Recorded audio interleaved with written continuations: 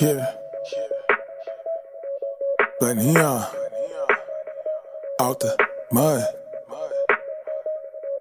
Before I get it out the mud, I stay on top of my fitness and hit the shower, clean it up, and then get back to the business. I don't care about who did it, I ain't worried who didn't. I head directly to the back, so I'll be there in a minute. I got expensive taste, the rollie got a different face. For surely I be in them places they won't let you pass the gate. Posted up, sipping $1,000 scotches with the rock in it. Episode 22, the How You Doing Show. Wes Jenkins. Jenks. What's it? Well, Wes Jenks. Jenks? Yes. Yeah, Wes Jenks. All right. Let me run it back. Number two. Yeah, run it back, though. Well, I just added the ins. Fucking bloopers. Yeah, whatever, dude. Episode 22. The How You Doing Show. I don't think I would get my name Wes right either Jenks. if I had first met somebody with it. There we go. Curator XPOCANNA Cup. How you doing? Curator. Well, what is it? What would we call you? We're doing the X Cup. I guess I'm the president of the event. You know, I'm the producer. I guess is producer. So yeah, we're in the 4th year of the event and the 3rd year for the cup, and I'm super excited about this year because my sort of my dream of having, we've always had professional cultivators in the competition since year 1, but like I've wanted somebody with a license that's going to compete against everybody else to see how that matches up. And we got that this year. So I'm super stoked. That's like my favorite part about what's going on this year. Oh, you got a licensed cultivator. Yup. What was setting it back in the years past? Just somebody having the balls to actually fucking do what you need to do to make it happen. So somebody did, and now I think that's fantastic. I think, that's what Connecticut needs, is like having people that really care about the craft, having a fair, having the ability to have some of that market share that Connecticut sort of lacked so far. So, where'd you grow up in Connecticut? A town called East Hampton. It's like 15 minutes south of Hartford. If you go down Route 2, Suburbs. Connecticut at all? Yeah. So like it goes, you're Glastonbury maybe in Connecticut? Middletown. Everybody knows Middletown. Middletown. So like Where's the pizza from? New Haven? Everybody talks about Mystic. Connecticut's now the lamest thing in the whole country. It's the pizza state. I don't think it's that bad. A bunch of burnouts need good places to get pizza. Yeah, everybody stoners need some pizza. Yeah. Mm-hmm. I was just talking about Frank Pepe's, but apparently there's a place called Sally's in New Haven that is just as good, if not better. Yeah. Some people like it better. So was it a big town you grew up in? Not really. Like, What was high school graduation? I had 100 in my class. Damn. Yeah. Okay, so that's smaller than Lakeville. I had $1.80. Yeah. So like this area and like that's what drew me to Amherst, because it was kind of like country, but it was a city. So that was pretty sick. Yeah. What'd you major in at Amherst? Economics. I thought about majoring art, and I'm like, how the fuck am I gonna make any money in art? So Right? I smartened up. Yeah, you usually don't make money until you're dead or not. Yeah. Usually the rich kids take that because they don't know what the hell they want to take. Yeah, I basically did econ because it was easy. Like I got A's in all my first classes in it without really trying, and then I'm like, well, yeah, this will be, I don't know. Like I was just telling, I didn't learn shit in college how to make money, but it got me my first job in real estate, dude. That because I was a SIG ep at UMass, and his brother was a SIG ep. So when I put in my job application, he was like, "Oh, he must be a cool guy." Okay. And that's how I started working for that commercial The fraternity company. played off. Yeah, the fraternity. Like didn't matter my GPS, nothing. It was just like Your GPS. GPS? GPS. It was a GPD? GPA. GPA? I don't... I really only got a GED in high school. Yeah, that's what it is. Yeah. GED. Yeah, good enough diploma. But yeah, Massachusetts. Was it Chris Rock said that? He Good really enough didn't learn diploma. nothing. Wes, you really didn't learn nothing in college. I mean, I GPS. could tell you this. I learned there was a lot of weed flowing through that school. Oh, yeah. That's the history of that That's place. like the fucking hub. Yeah, Massachusetts, long history. UMass, Amherst, and people distributing.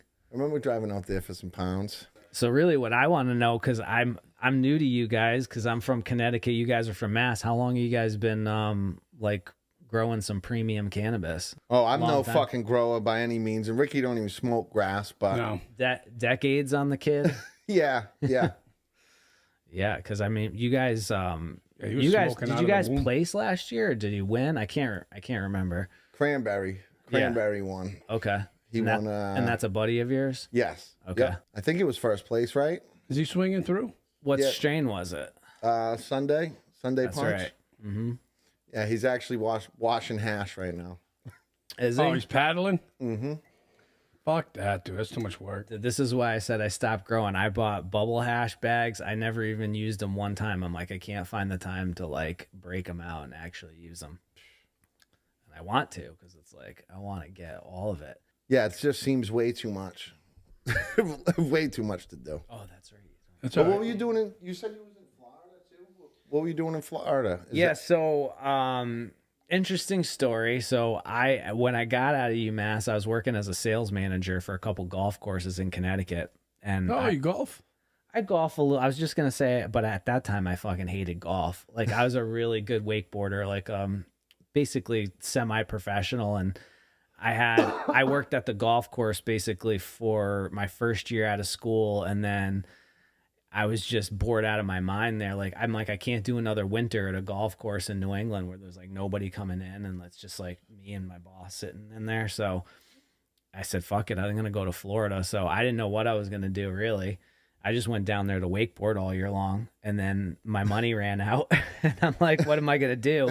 And then that's how I knew I wanted to do real estate for a long time. I'll tell you, when it started, I'd be out high as fuck, and I'd be hanging out at Puffton up at UMass, and I'm like, there's 500 units in this complex right now, rented at 50. At that time, it's probably 1,000 a piece. At 1,000 a piece, I'm like, this place is bringing in $500,000 a year. I'm like, that's the business I want to be in. Like, I was actually like, when I really figured out I wanted to be in real estate, to the point where like my dad wasn't a real estate guy, and I'm like, yo, come up here. Like, they're talking about building more student housing. Like, I think we should do it. And he's like, I don't know how the fuck to do that. So when I was down in Florida, I'm like, yo, let's buy a house and flip a house. And he's like, exact words, he's like, get a fucking job in real estate then. So I just started putting out applications, and fucking I just wound up landing with this company that would be considered a small cap company, but like they owned a lot of real estate, like B and C class properties in Florida. Commercial. All commercial. It was all office and retail. And I basically worked for the owner leasing all the spaces. Okay. So it was great experience in a really short period of time. And So you get to see a lot of properties, what they were going for. all the yeah, lease so like agreements. at that time, like, I mean, we had the internet and everything, but like things were still being done with like, you know, the big commercial would actually be like a magazine. So we'd go to they'd take you on all these tours. So they'd show you all like the different properties that were coming online for like warehouse space and whatever. And, you know, our goal was just, you know, renting space, basically renting and selling property. So I won't get into the whole thing about that, but you know, I did well for a while, became a broker, and then 08 and 09, the real estate market just tanked. It was just like, and it was like it's like someone turned the faucet off. And I think anybody that knows anything about real estate knows that Florida got hit first with that. So I had a front row seat, and it basically came down to like, am I going to go work for another, because I had my own company at that time, but none of my property owners were selling. Basically, like, these guys are so rich, they're like, if we don't get our number that we wanted before this all happened, we'll sit on it. We'll sit on it forever. And they go did. to the bench. And they all got their money eventually. But they had to wait a long fucking time. So there's a lot of fucking weed. Miami. We're talking down south. A lot of cannabis in the wakeboarding community. I mean, let's face it, it's like medicine, dude. Like, I mean,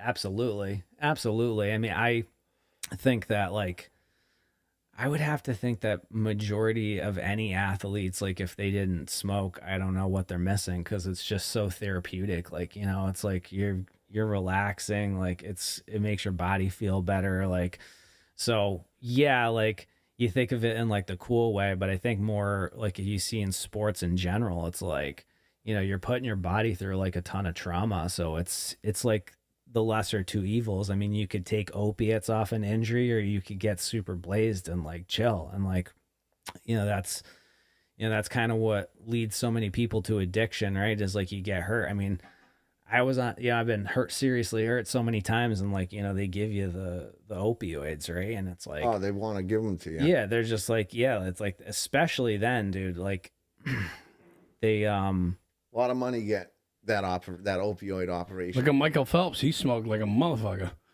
yeah, I mean, dude, like it's super therapeutic compared to your alternatives. And, Right.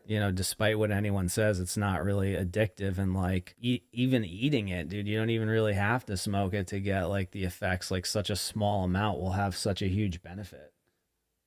How long has Connecticut been open? So I think geez, it's at least a couple years. You ask me while I'm stoned. It's been fairly only 2-3 years. It's right? only Something been like a couple years. Yeah, it's only been a couple years. They had, this equity applicant license process, which was basically like a lottery. So, you had to be disproportionately impacted and have, like an arrest is really like what the qualifications were. But it sort of turned into a grab of who could afford the most tickets into the lottery. And, a lot of the guys that are were equity applicants, it takes, as takes so much capital to start up a cannabis license that, Right. They're diluted basically from day one. But, that's why I don't that's understand. the game. That's the game though. Is it in Connecticut just like in Mass, where the social equitable applicant, to be considered social equitable, has to own 51% of the business? I mean, that's what it's supposed to be like that in Connecticut for 4 years, I believe. But I personally believe that there's probably other agreements going on that have diluted that individual like right off the bat. I'm totally assuming. Day 4 year and one. You know what I mean? Because that's what I'm thinking. Who's going to put up $30 million and only own 49% of the company? Well, I mean, that's the thing is like, I mean? I don't know about you guys, but I'm not sitting on that kind of bread. Yeah, so like no. basically you have to partner with, somebody that's got that kind of capital. Right. So like there's no shame in that, like, do it. But I personally, being a small business owner, believe that you should be able to go get your license, dude. Like go down, show you have the infrastructure and you do everything right. Like it should not be a difficult process. Like starting a cannabis business should be like starting any other business. And all the other reasons it's like that is just a pure corruption. Like I've seen the inside, like I know how it operates.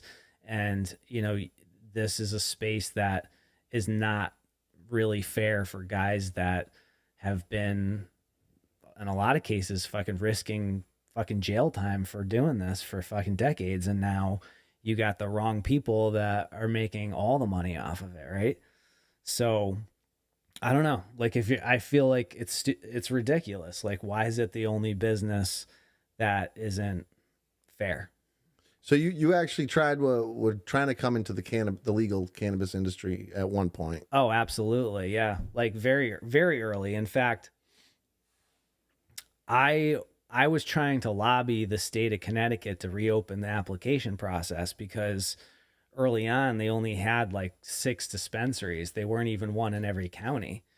And I met with the Connecticut head of the Department of Consumer Protection, the DCP, and I'm like, why don't you reopen the application process?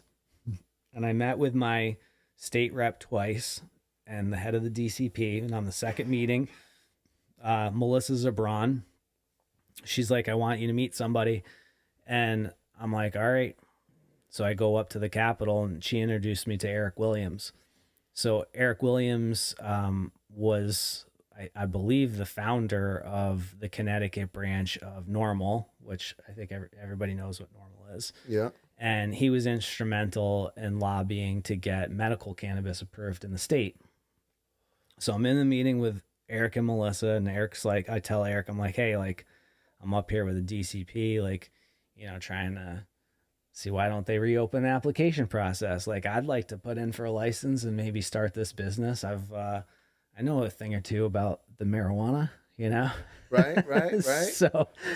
So he looks at me and he goes, Wes, he goes, don't even waste your time. He goes, I'll have 3 licensed businesses open before Connecticut even moves a finger. And I'm like, oh yeah. And sure as shit, dude, he was right. Like, Connecticut didn't move at all. Massachusetts opened wide open, like a bunch of other states did. So it was like, Connecticut just, I don't know, like I feel like the more bureaucracy you have involved in something, the less efficient it is. It's because people are trying to grab it for their own self-interest for who's ever connected, where like, that's not free market, but I guess that's the way it is. So That's how it's presented. Don't hate the player, hate the game. If you know how the game's played, then fucking do what you got to do. Like, just know that's how it is, right? So it's very much like that. And we were already going to do an event. Like, so that's, the business, the family business is event production. And that was when I came back from Florida after the real estate market. I was like, we need to be doing cannabis events on the East Coast. I'm like, they're doing them in California. I'm like, it's only a matter of time before it happens here. And I'm like, we're going to be the first to do it. And, I started going to all the events, looking at what other people were doing.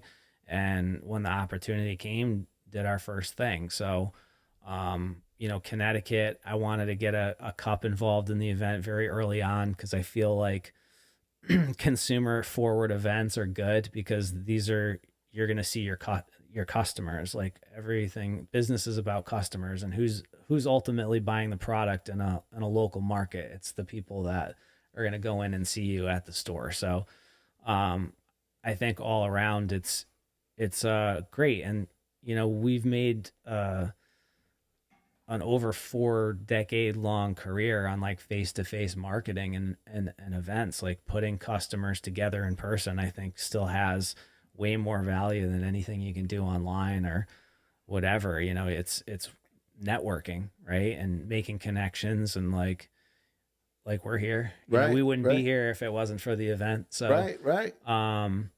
Yeah, I think it's really cool. Like, I'm excited for what the future holds for like the cannabis market, and like what we can do in the future. I think is going to be pretty cool. Because his family's business is doing like trade shows. They used to do like the Bridal Expo at the Bayside. Oh, Yep. no kidding. Yeah, we do the Home and Garden Show at the Mohegan Sun, where we do events kind of all over New England. So yeah, I think So you did your first cannabis show like 6 years ago, maybe? Or yeah, something? about that. And this because COVID happened, and then we're now in the 4th annual Connecticut Cannabis Expo. 4th annual. 4th annual, yep. Has it progressed? More vendors? Has it been growing? I think it's been Attendees? I honestly think the Connecticut market has been really hard for people to get into, like just to get a license and to get open, and the time it's taking and the delay. And we've had a lot of support from the companies that have been in the market from day one, and we're really appreciative of that. And we have a bunch of really great startups that are going to be in the show this year, like a new license.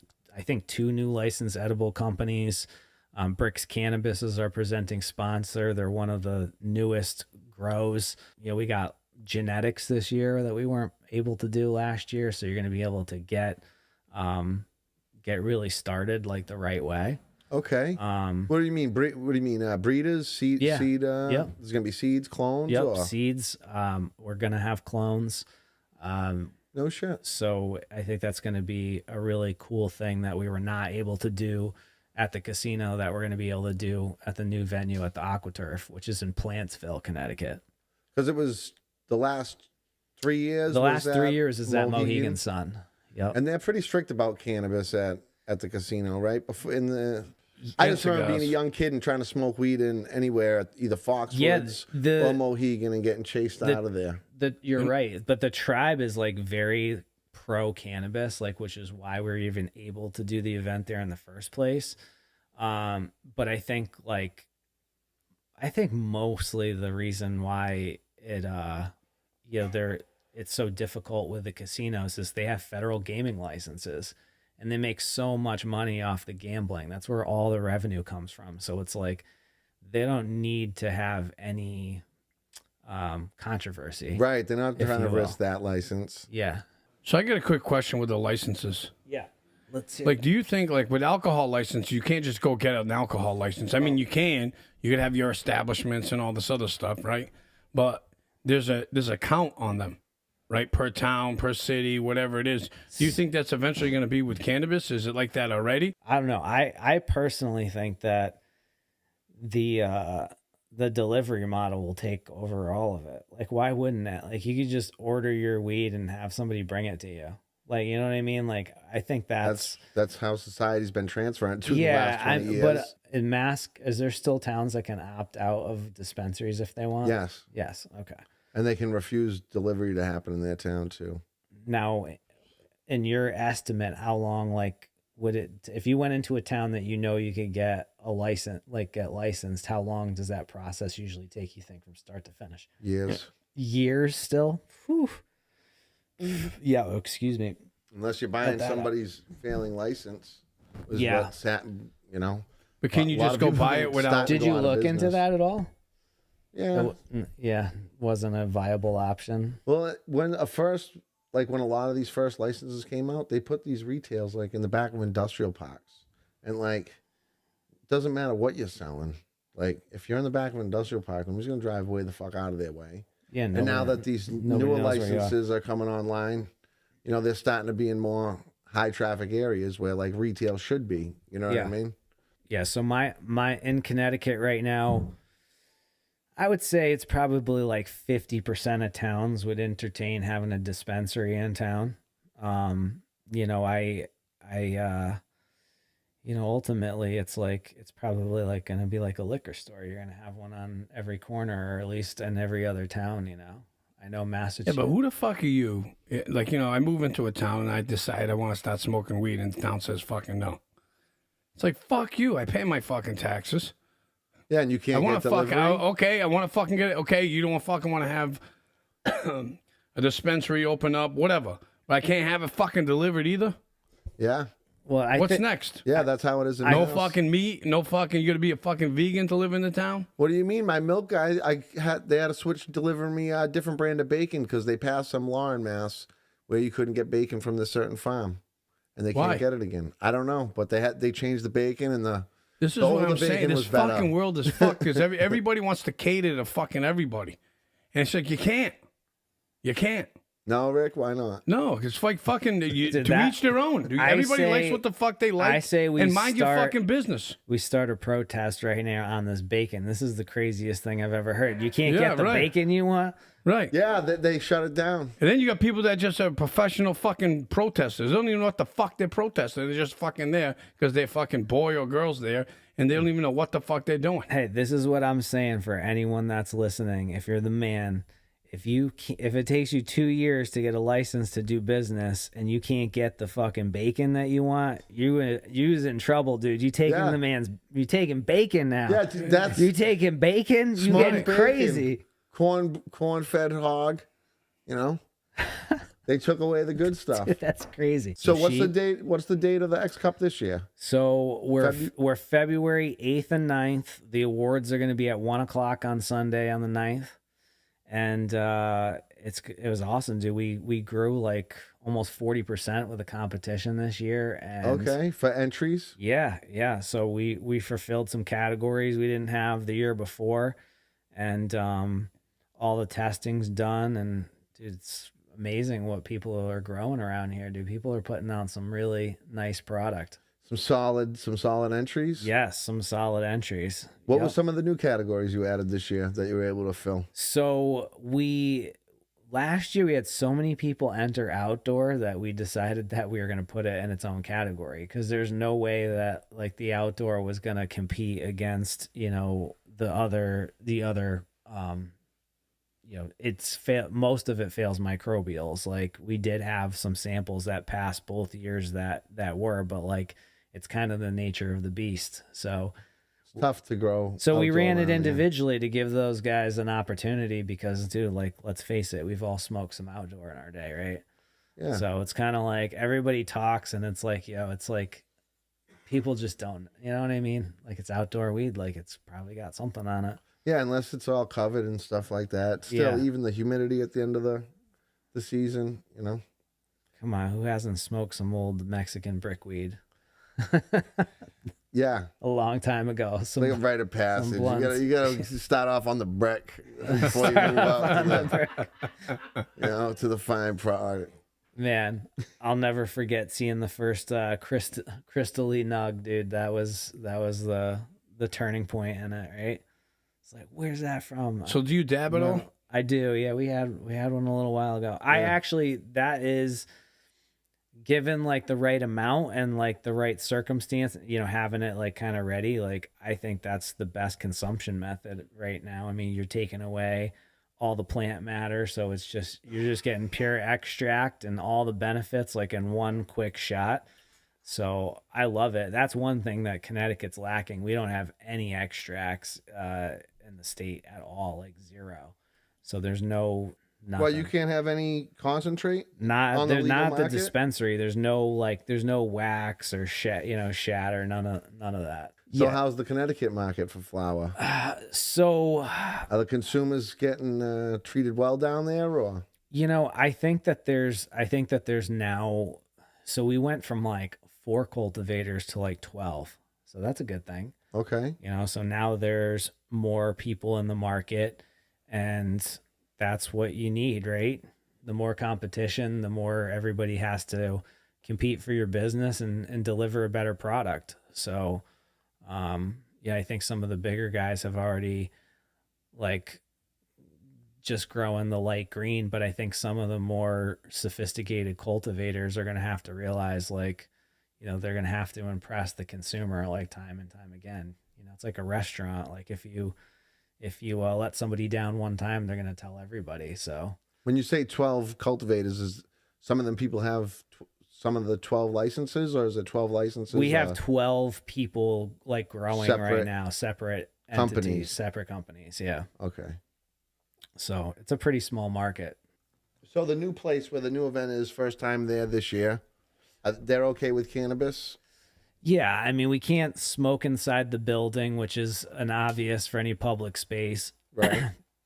But we're going to be able to show off the people samples. So like all the competitors will be on display, which we haven't been able to do. That's a first for Connecticut. Okay. And I feel like that's the best part, is like being able to see what everybody's doing locally. Why is Connecticut so far behind?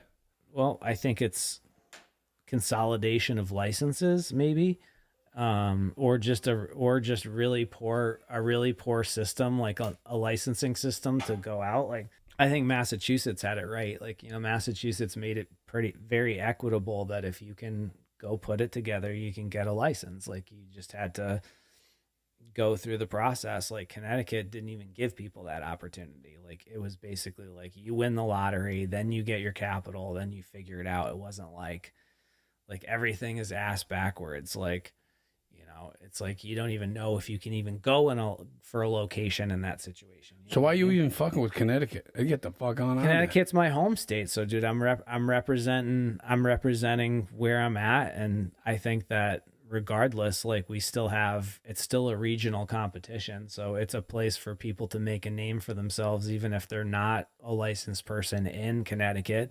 You know, a lot of guys that are winning are people that are winning in other competitions, so it builds their reputation, because our competition is like all fucking, like the judges are like hand selected. We only have 4 per category. Nobody knows each other. Everything's blind sampled. They only know if it failed in a category. And it's fucking legit, and it gives people opportunity to fucking, show off what their work is regardless of where they're doing it. The good news is it's still one of the fastest growing industries in the entire country. It is. And it lacks talent. So there's a lot of opportunity no matter what, in all different areas of the space. And, I think that at least Massachusetts, not so much Connecticut, like it's a pretty fair market where you can do what you need to do and get a business going. So it's not like that in Connecticut. Like I can't go to the state right now and be like, I would have to get an equity applicant partner and I would have to give them half the business and I'd be doing 51%. Likely I'd be doing all the work. So it doesn't make any sense for somebody to want to like really get into that market. And plus Connecticut is like a smaller market. But Massachusetts, a lot of these social equitable people, they just gave out that the first and like second round of the grant program. They just gave out $28 million. And a lot of these people, they really needed that money to stay in business. And they only gave 120 licenses or something like that, spread out over $28 million. And some people didn't get like the big one, which was the last round. And wait, hold on. They were like counting. So you're on telling this. me the state of Mass is already giving out fucking money to keep cannabis businesses Not afloat? a lot. I think it's enough to just fucking dangle million. it out there. The most $28 million? So the most you could have got was $500,000, but some of these places got two entities, and each entity, certain Would get $1 organizations million. got $1 million. Yeah, but So how they're far already is that gonna subsidized grow? in the program. That's why it's not all picnics over here either. Yeah. That's How why far- down there in Yeah, yeah. Connecticut, you guys need to Hey, how see what far- Mass is messing up. Yeah, you know? yeah. But how far is that assistance going to go?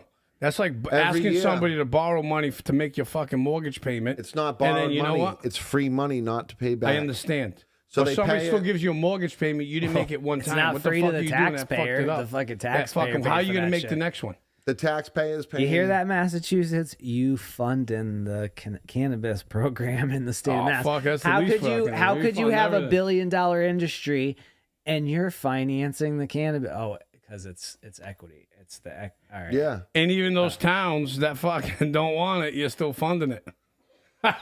No, it's the consumer. Ricky, it's the consumer. When they buy the product at the store, the tax is like 18%.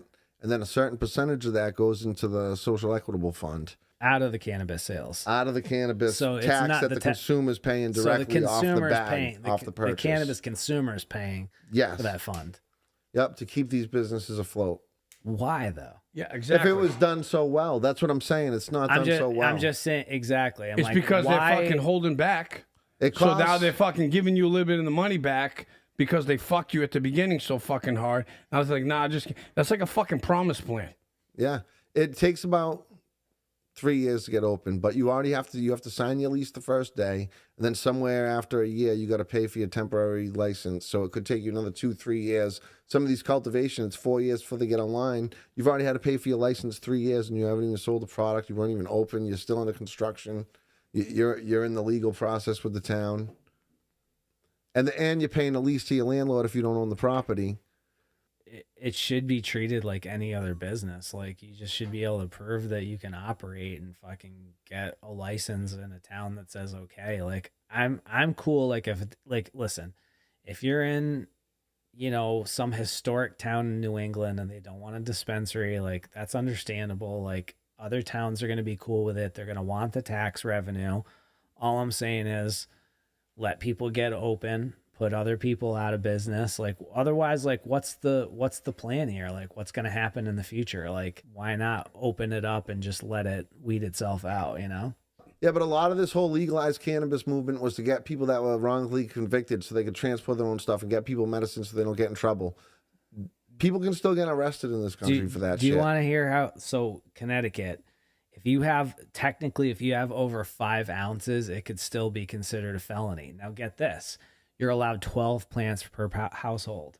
How the hell are you only supposed to have 5? If you're growing 12 plants and you only have 5 ounces, you need to stop fucking growing. Yeah, you just better go see the man. You better just go to the. You better Wait, so they can bust you at your house for that? Yes. So I mean, they're probably not gonna bust you fucking if you're like legitimately growing a few plants and you have more than 5 ounces. They're probably not gonna give you a hard time. But like legally on the books, like on paper, if you have more than 5 ounces, and they can get you for intent. So if you piss the wrong person off, you're fucked. Yeah, Yeah, you can so still if get in you're trouble. still serious trouble. Or dude. you got to fucking smoke faster. Connecticut has so if you get on the books, if you get hit with anything over, I think anything over a kilo, it's 7 years and 25,000 mandatory. It's a like, Connecticut's one of the few states that I think have Listen, mandatory. other than minimums. fucking Yukon and the casinos. So no that's what I'm disrespect. saying. So, Fucking Connecticut. so what all these? You're insulting my home Yeah, state. I'm not man. trying to insult you. When I grew up, if we said no offense, we're not trying to offend you, but fuck Connecticut. No, You know but what I like, mean? Like they're fucking everybody. I mean, you guys got great casinos. Yukon's good. You know what I'm saying? But yeah, they got a good golf course. yeah, good golf course. You know, it looks just like Massachusetts. The land's the same. Fucking, it's the same bullshit there that's in And Massachusetts. I hate driving through fucking Connecticut. 93, 92, 91. You're like, fuck, I'm never going to get to New York. No offense again. New No York- offense. No offense. But I'm from Connecticut, so I knew that, you know, we were like pre everything going legal, like this was going to happen, and that at some point there'd be, you know, a reason for an event, you know, to have, you know, for Get ahead the of it. companies. So basically just was very early on making sure that I was lining up a facility that we could be the first to do a cannabis event where I'm from. So you guys actually like put these events on. Somebody doesn't come to you with an idea and like, hey, we want to run So this event for you to set up. we own all of our Like, you're own just not shows. Yeah, management. not that we wouldn't do we have done that in the past, but we own all of our own events, so we do everything. So we rent the facility, we sell the booth space, we handle all the marketing.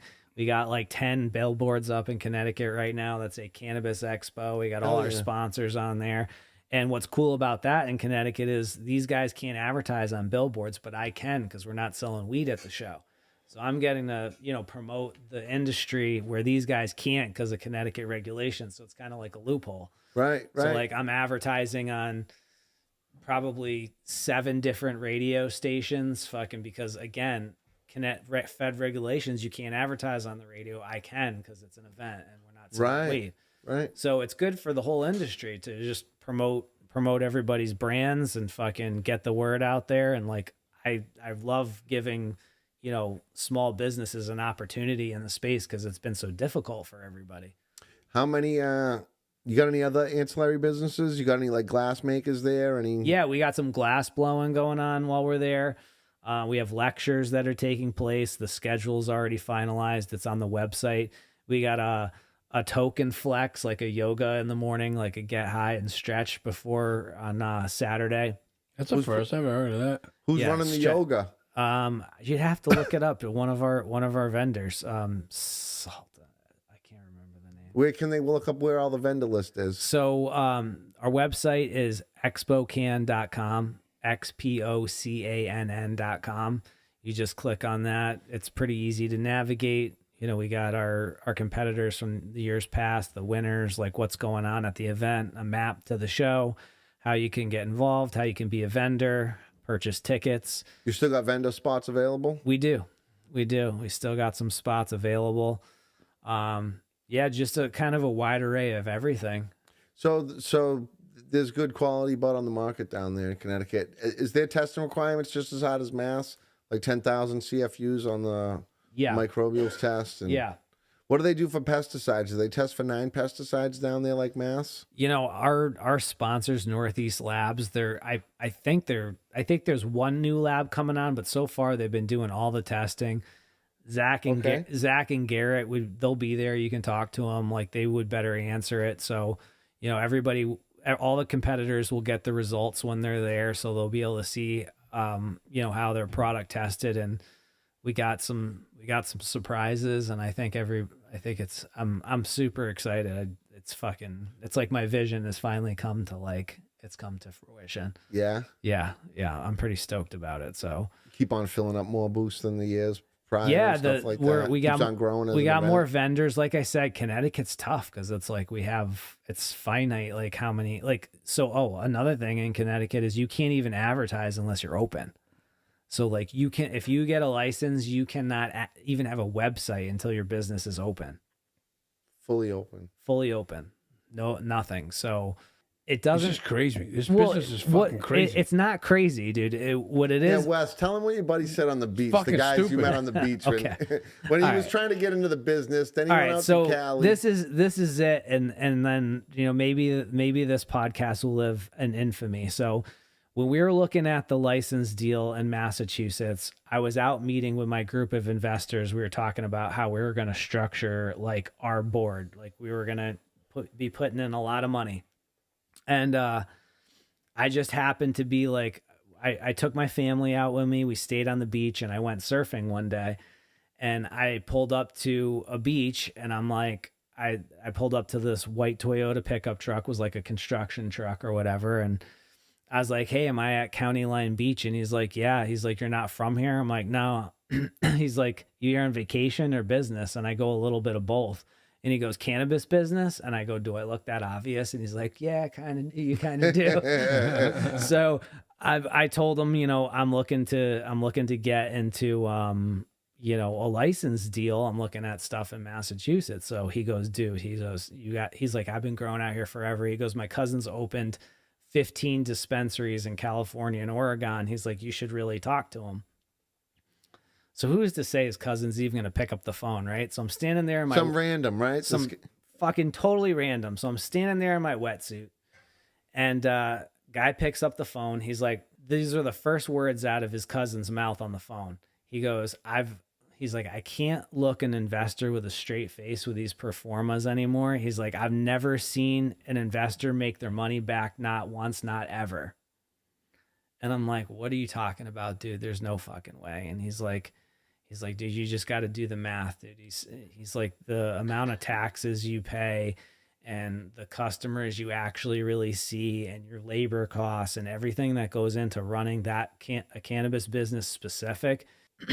He's just like, dude, he's like, I've seen so many green rushers come out to California and lose everything. Like they just lost it all. And he's like, are you familiar with what's going on up in Canada right now? And I'm like, yeah, kinda. So this is when Canada was going public.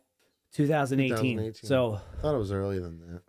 He's like, these two corporations in Canada. Oh, they went med before that though, right? No, Canada went completely legal, and they took cannabis public. And there's two companies that came out on top.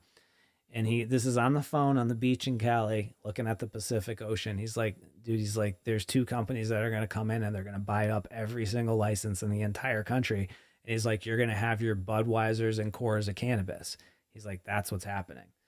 And that's what you're seeing with these corporations and the MSOs. They're coming in and they're buying all the licenses. And it's just, dude, the shit's like .com money. It's fucking no joke. It's for real. And that's why it's so corrupt, because there's so much money at stake. How did you go to the business meeting later on in that trip after that you were on the beach? So how did that go? The way that ended for me is I started doing my own due diligence and doing my own math and started asking a lot of questions, and I started doing my own motherfucking performas. And what I found out is these guys were doing fucking 20x less than what they said they were going to be doing on their performas. Yep. So I was like, fuck this shit. That doesn't make sense to me. Them initial numbers only last for so long until they start opening up and you can make it work, dude, if you can fucking sell your own product. If you can produce and sell your own product, like you can make monopoly. Money. You got to control the whole. Dude, because you got to have the sales. You have to have the customers because it's a competitive market and everybody's pushing out good product. You have to have a good brand and good customer service and have a better product for less money, and you can make it. But they haven't made it fair and they haven't made it easy. But hopefully that changes. I think it will. Eventually. Now it's retailing for like $2,000, a little over $2,000 a pound. All in Mass? Yeah, because it's like $4 and like 65 cents or something a gram retail average price for a gram.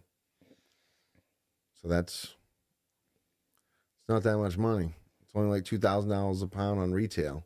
So like the cultivators, that's average. So the story continues a little bit more. So the guy, He's like, dude, he's like, who made all the money in the gold rush? It's the guys with the ancillary companies, the soil companies, the lighting companies, the greenhouses, the real estate. Yeah, it's the guy selling the picks and This shovels. guy selling the picks and shovels, the delivery businesses, the packaging companies. Like, Yes. because you know your margins so much better, dude. There's a Right. lot that can go wrong when you're growing a plant, dude. Fucking, you can lose a whole crop.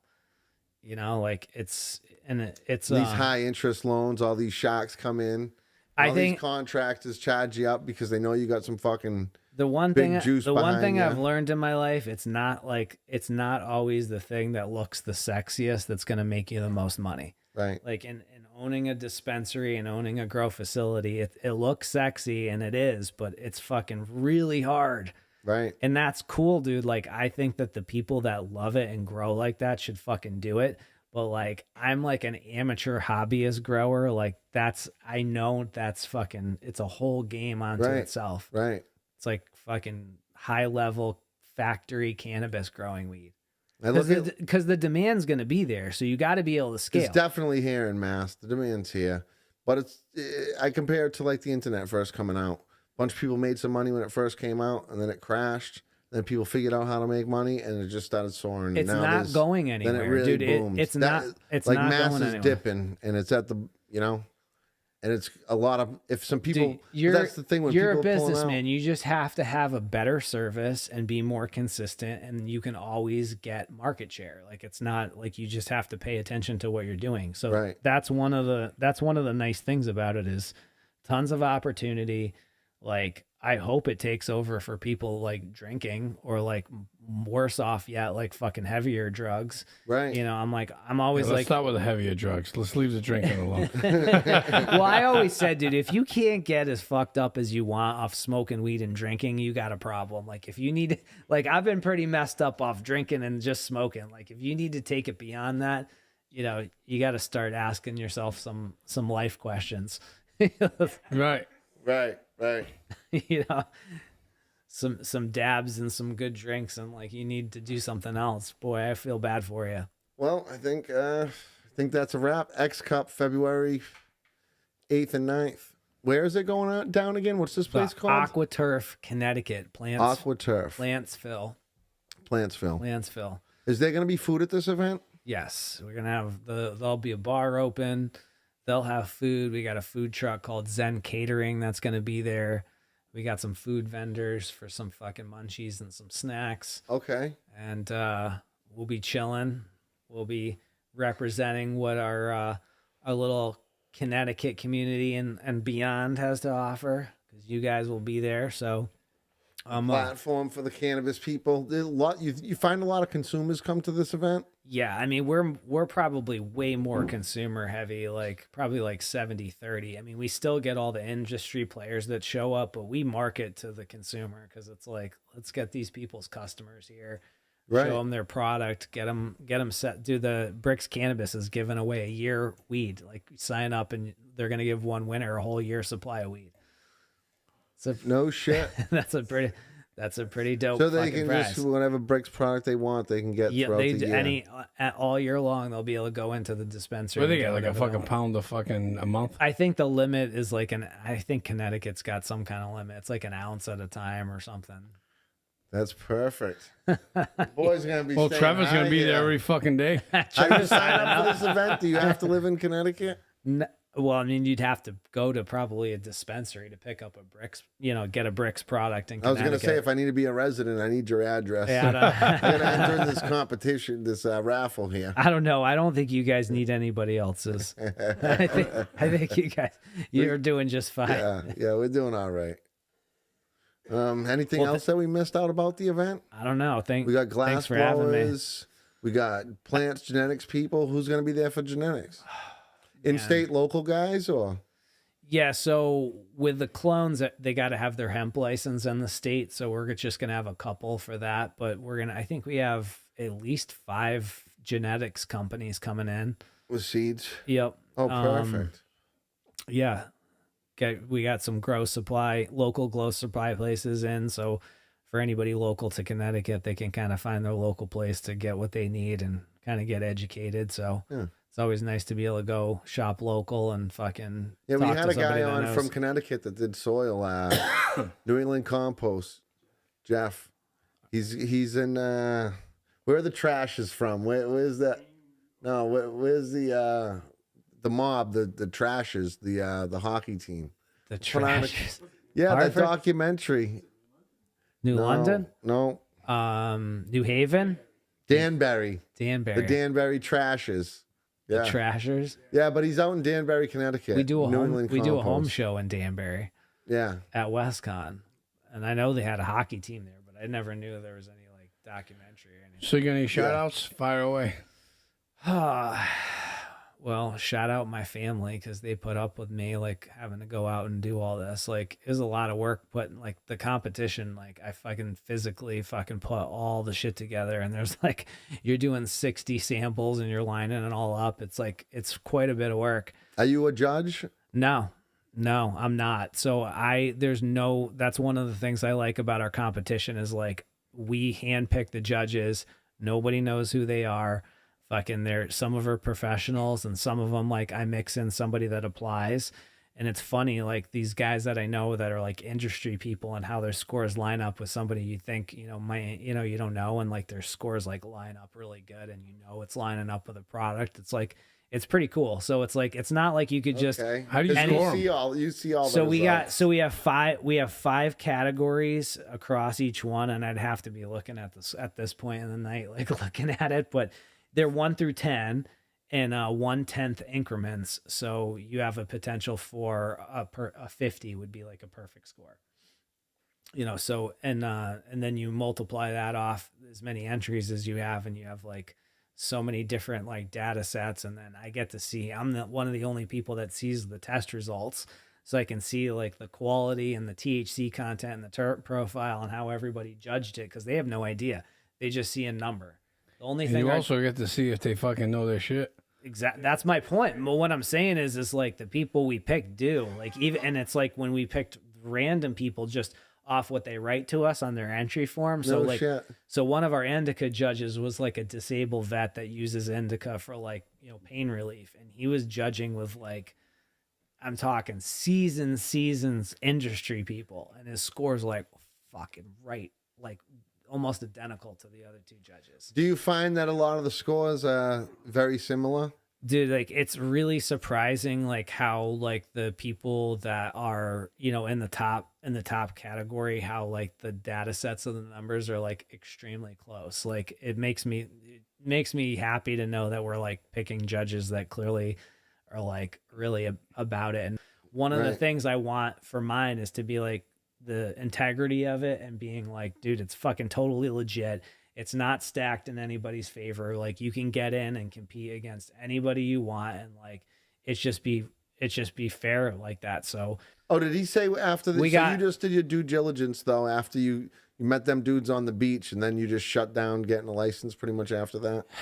yeah, I mean, so for the most part, like after I started doing my own due diligence, I started thinking more about it like from a real estate perspective, because that's my expertise, and just being like, okay, well, maybe if we buy the location and we rent to the facility, or maybe we have an equity stake in the facility by providing the real estate, something along those lines, kind of felt like my comfort zone at that point, because I still felt that like, there's money to be made and you could still make money in that business, but I didn't think you're going to 10x your money like everybody was talking No, about. not when you first. Unless you're the first place opening, coming into new territory, you can sell anything for whatever you want. And like So I you said, can make whatever. like Just I said what happened before with you in Massachusetts. private, like, it's really like the guys that get the early license that are able to flip it to Yep. a bigger company that make a lot They of money. just keep on going to the next place, to the next place, to the next place. But half of the places are almost fucking legal, so I think we're like almost there. Is there we're- like 36 states like medical or rec? There's very few states left to go. There's That's very what I'm few saying. states. The people want it. States are you know? not there yet. Well, There's a Which bunch. states? There's a map you can go to Mhm. online and see. Yeah, it's pretty Moses. straightforward. So I'm Wes Jenks from XPOCANNA, and you can go find out everything you need to know about the event at XPOCANN.com. Everything about the X Cup, everything about the trade show, and it's going to be at the AquaTurf. Did I already say the date? Yeah, I already said the date. So We got the you. X Cup at the AquaTurf in Connecticut, February 8th and 9th. So come check it out. Come check out all the competitors. We're going to have them on display. We're going to have the who's who of Connecticut cannabis out there as vendors, genetics, fucking medical cards, whatever you need and whatever you want to get into. So XPOCANN.com. Yeah, That's a on, wrap. Fucked up. That's a wrap. Episode 22. How you doing, show? How Thanks, you Wes. doing? Appreciate you coming down, Dude, thanks for taking the trip. It was worth it. I had fun. Yeah, we got to get Rob fucking alive here. Rob, what's going down over there, dude? Wake up in the morning, got a bag on my schedule. Niggas talking, bitches talking, they is not on my level. Check the time, wrist rolling, rose gold on the bezel. Grab my keys and get my cell and hit the door with a shovel. It's time to get it out the mud, out the mud, out the mud, out the mud, out the mud, out the mud, out the mud. It's time to get it.